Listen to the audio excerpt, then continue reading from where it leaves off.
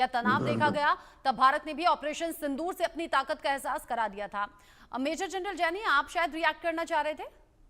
हाँ जी, रचना जी, मैं इसमें एक दूसरा पहलू पे थोड़ा नजर डालना चाहता हूँ।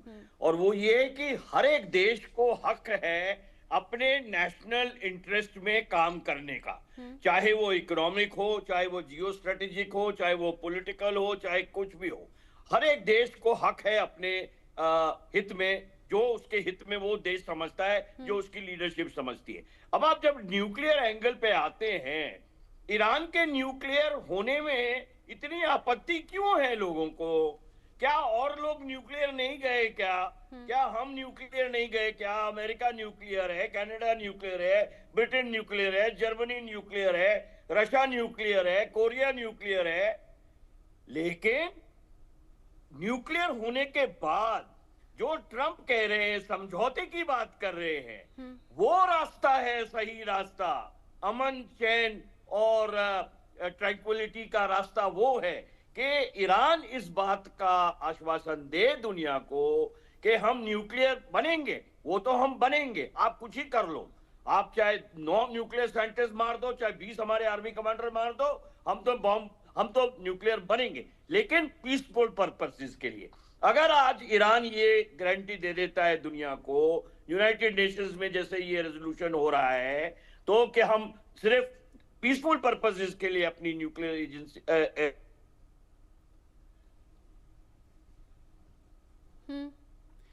वर्ल्ड वॉर होगी, क्या न्यूक्लियर वॉर होगी, वो सारे के सारे सवाल जो हैं उनका जवाब मिल जाता है। रचना, ठीक, आप रहिए मेरे साथ में। इस बीच एक और बड़ा अपडेट है और ईरान इजरायल को लेकर ये बड़ी जानकारी मिल रही है। ईरान पर इजरायल ने किया एक और बड़ा हमला। ये केरमन शाह के इमाम हसन बेस पर हमले की खबर है। हमले के बाद इमाम हसन बेस पर बड़ा विस्फोट हुआ।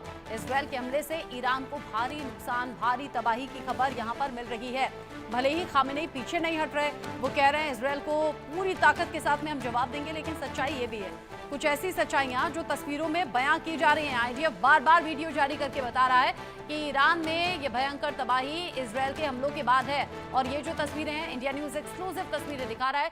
इजरायल ने किया है एक और बड़ा हमला और ये जो धमाके की आवाज है, ये जो विस्फोट की आवाज है, उसे सुनकर समझ में आ सकता है। और जैसा इससे पहले हमने कहा, 138 लोग अब तक मारे गए हैं, जिसमें बड़े कमांडर भी हैं 20 के करीब और 9 न्यूक्लियर साइंटिस्ट भी हैं, जिन्हें खत्म कर दिया गया इजरायल के इस हमले के जरिए।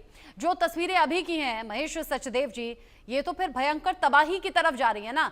खामेनेई का जो नेचर है वो झुकने या रुकने वाला नहीं है, और उससे बड़े जिद्दी तो बेंजामिन नेतन्याहू है।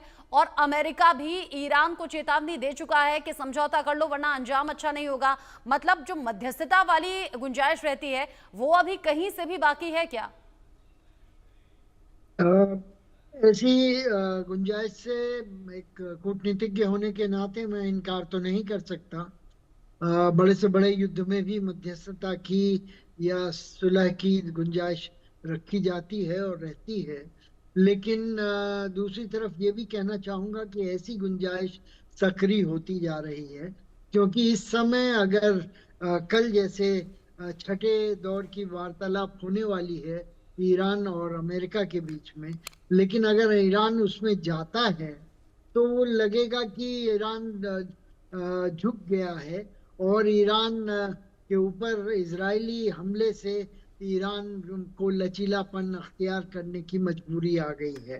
तो ऐसा करने से ईरान के अंदर जो ईरान की सरकार की छवि है वो खराब होगी और ईरान का जो प्रभुत्व है अपने प्रॉक्सीज के ऊपर, उस पर भी और ज्यादा असर पड़ेगा। तो मुझे नहीं लगता कि ईरान इस तरफ जाने वाला है। लेकिन दूसरी तरफ मैं ये भी कहना चाहूंगा कि दोनों जो देशों के बीच में जो ये युद्ध चल रहा है, ईरान और इजराइल दोनों ही अलग थलग देश हैं, इनको व्यापक समर्थन प्राप्त नहीं है, कम से कम खुले तौर पर तो नहीं है। इजराइल के पास शायद अमेरिका का वरद हस्त हो, लेकिन वो भी खुल करके सामने नहीं आ रहा है। और दिखाने के लिए तो इतना कहा जा रहा है कि युद्ध विराम होना चाहिए और हमें बताया तो था पर हमसे अनुमति नहीं ली थी वगैरह वगैरह। तो मैं नहीं समझता कि इस युद्ध का और ज्यादा विस्तार क्षेत्र में यानी खाड़ी क्षेत्र से बाहर होगा। लेकिन खाड़ी क्षेत्र में ही अगर ये रहता है तो भी इसके परिणाम पूरे विश्व पर आएंगे।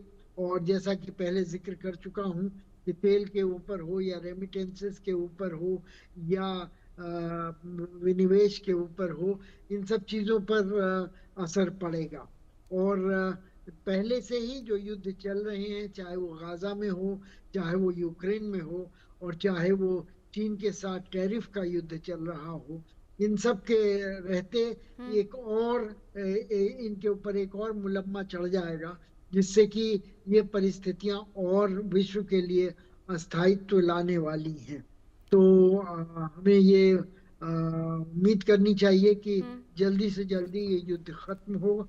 और इजराइल की रणनीति भी ऐसी रही है कि वो छोटे और बड़े ही इंटेंस लड़ाई लड़ना चाहता है। और उस क्योंकि वो छोटा देश है और उसके पास इतनी आर्थिक या सैनिक क्षमता नहीं है कि वो ज्यादा लोगों को लामबंद बड़ी लंबी अवधि तक रख सके। तो दूसरी तरफ ईरान के पास ऐसी क्षमता है, वो चाहेंगे कि युद्ध जारी रहे और तो उनको ये मौका मिले कि इजराइल का नुकसान कर सकें एक वॉर ऑफ एट्रिशन के थ्रू। तो देखना ये है कि कहाँ जाके ये कांटा रुकता है। लेकिन अभी दूर दूर तक नहीं दिख रहा है। वैश्विक तौर पर चिंता इसलिए भी बढ़ रही है और जो जो हालात रोविंदर जी अभी हैं, अभी दूर तक